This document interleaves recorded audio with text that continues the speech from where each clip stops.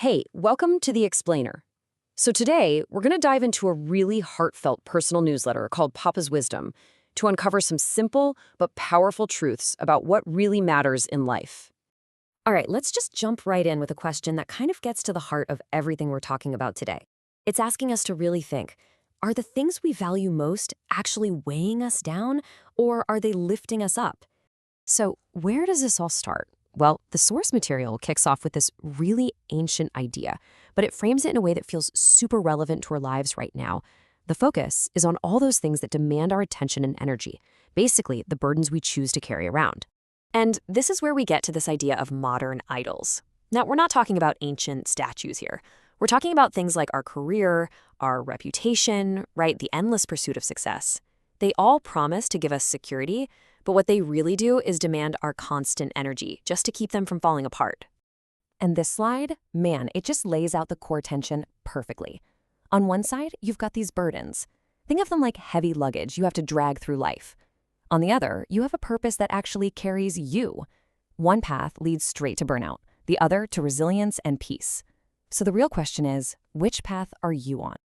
You know, what's really interesting is that the newsletter connects this whole idea to a scientific principle, entropy, which is just the natural tendency for things to fall into disorder.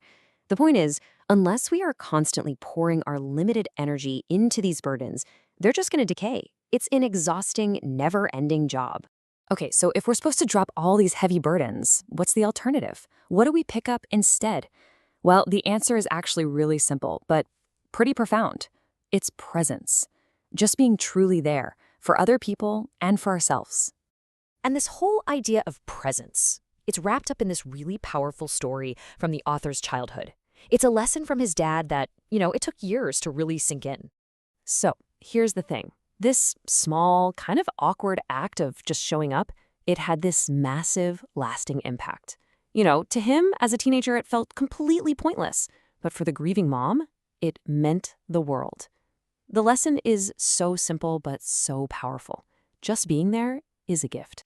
And look, this isn't just some feel-good idea. It's addressing a really critical need. That number, 14 million. That's a huge number of people who might be feeling totally isolated, especially around the holidays.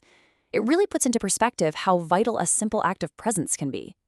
But this whole idea of presence, it's not just about showing up for other people. As this quote from Sam Harris points out, it's also about being present for ourselves. It's about really appreciating the moments we have in our own lives, like right now.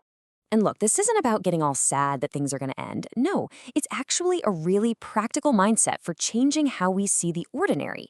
Once you accept that every routine has a last time, you can start to fight back against that autopilot mode we all fall into. You can start to truly experience and cherish the small, everyday moments of your life. Right, so once we're actually present, we can start to find joy, not in some perfect Instagram-ready life, but in the messy, chaotic, and imperfect moments that make up real life. And oh man, this next story from the source, it captures this idea perfectly. It all starts with this hilarious family tradition. It's a pretty simple, rugged idea. Why go buy a Christmas tree when you can go find one yourself in the woods? But one year things went a little off the rails. You have youthful enthusiasm colliding head-on with, architectural reality. The youngest brother shows up, just beaming with pride, dragging this tree that's literally more than double the height of the ceiling. You can just imagine the scene, right? So what do? Their solution is to basically hack the tree to pieces. They cut off the top, they cut off the bottom, and what they're left with isn't some majestic Christmas tree. Nope, it's this short, super dense, kind of ridiculous thing that you could only really call a bush. And this, right here, is where the story gets really good. So after his wife does her best to decorate this absolute mess of a tree, the family patriarch, this guy they call Papa Q Bear, he just looks at it and delivers this absolutely perfect line. And right there, with that one sentence, what was a total disaster becomes a family legend. That story about the Christmas bush? It's more than just a funny story. It actually gets at something really deep about how the most meaningful memories and traditions are really made. So I guess the big takeaway from all of Papa's wisdom is this. The best parts of life, they're hardly ever the parts you plan. They just happen.